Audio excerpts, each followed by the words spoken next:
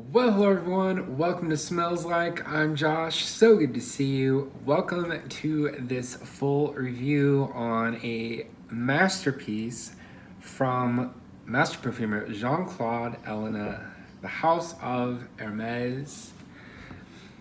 It's Terre de Hermes. Terre de Hermes. Eau de Toilette came out in 2006. Bottle is kind of cool. This really has become a little bit of an icon, I think, in perfumery now that there are multiple flankers with the same bottle style. You simply twist the top part down to reveal the atomizer, which has some Hermes detail at the top. Pull that down. Spray away.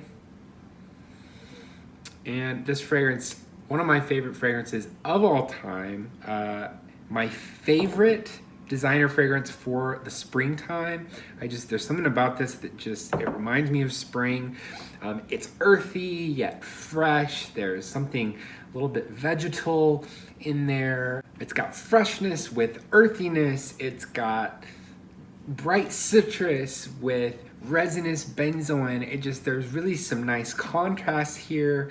It really has, I think, kind of a classic rugged masculinity to it while also being quite polished. So really, I think one of the real masterpiece creations of modern perfumery from master perfumer Jean-Claude Ellena. Let's talk about the notes. In the top, we have orange and grapefruit, the citrus that Ellena is so known for. The heart notes are pepper and Fragrantica lists a note called pelargonium. Fragrantica need to settle down sometimes with some of these notes they add.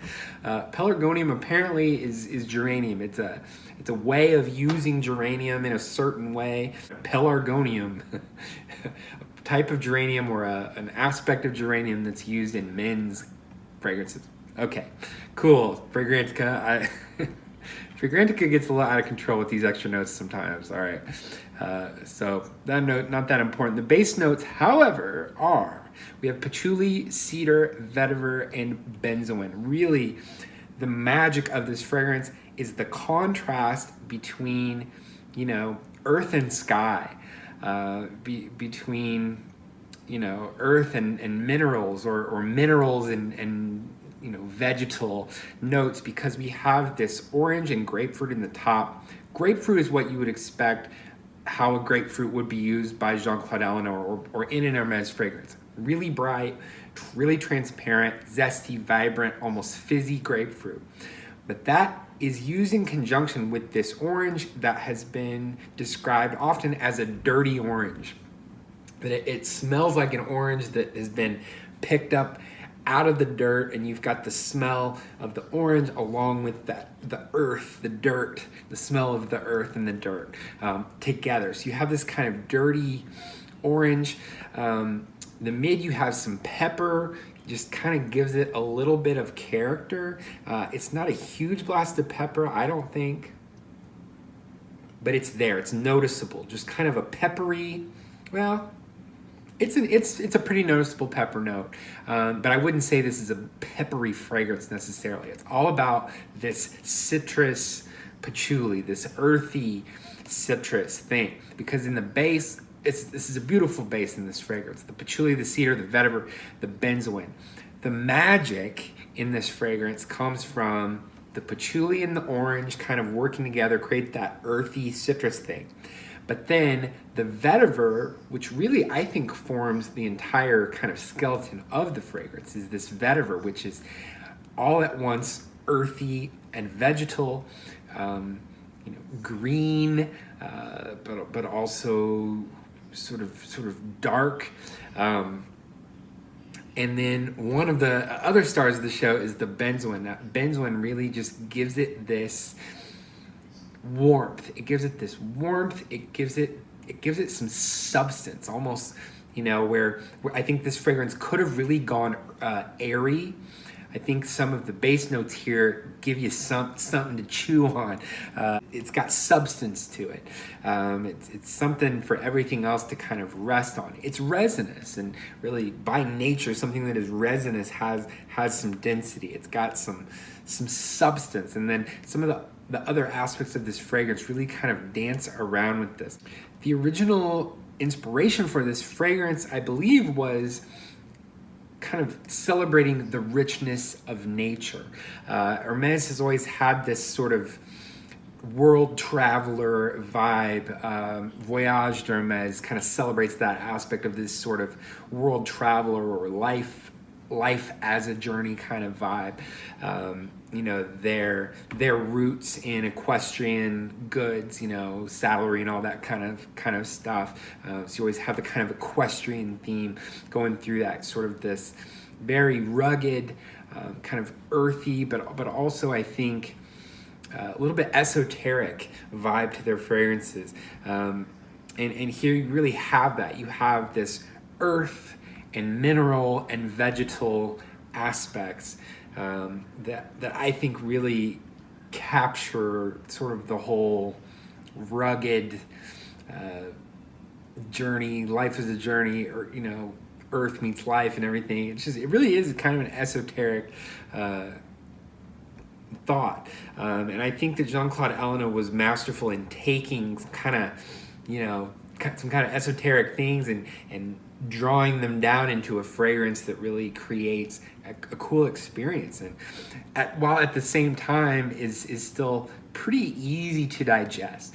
I think most people would like this. I don't think, even people that this isn't their favorite, or they wouldn't choose it for themselves. I don't think there are a lot of people that hate it. They just hate the way it smells. I think there's people that maybe it doesn't work on their skin, or that bitter orange, the whole earthy orange thing is a little weird because it is unique.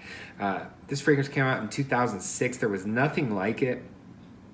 It really is also a little bit of an homage to the history of Hermes fragrances, with Eau de Hermes, which is the water of Hermes. This as a contrast, earth of Hermes, kind of a cool culmination almost of like, here's our modern touchstone for Hermes fragrances, and it really has been. This is a superstar fragrance that has been heralded with awards. It's won all kinds of awards from magazines, from fragrance foundations, from the websites like Base Notes and Fragrantica. So, this is one of the legendary fragrances of modern perfumery. And particularly if we're talking about modern men's designer fragrances, this is one of the colossal ones. This is of course the original I'm talking about, the Eau de Toilette. There is a pure perfume version that really creates an even, I think, more spectacular take on this, that is quite a bit warmer. That benzoin really becomes even more of a player in the pure perfume. But I think there will always be something to be said for the original Eau de Toilette, the way that it is at once vibrant and so spring-like, while at the same time having that earthy aspect. I just think there are contrasts in this fragrance that are done so masterfully that you don't get a fragrance like this coming around all that often. One of my favorite designer fragrances of all time, here from the house of Hermes. So I don't even think I'm going to go into talking about pricing and occasion and all that. It just doesn't feel like that type of review. This is a big picture fragrance, and you either like it or you don't, because for me, I could wear this fragrance anywhere. There's something magical about this fragrance. I'll also add one more thing that should be noted. There's no musk in this fragrance. Jean-Claude Ellena, the perfumer that made this, is known for using musks in interesting ways. He's known for creating these transparent fragrances that also have this sort of musk, this sort of human piece. And he purposefully left out any human piece to this. He has this earth, he has this mineral, he has this vegetal aspect to this, Well, oftentimes in a fragrance of his, he would add those things and then have a human element, a musk element of some kind, something human to it, something animal to it. He purposefully left that out so that for every person, the human component to this fragrance would be that. So for every person, this fragrance is meant to smell different. I think maybe that's why for some people they love it, because it really works together with their skin chemistry, and other people maybe not so much, because there isn't any musk to mask your own smell. This really works with your skin chemistry.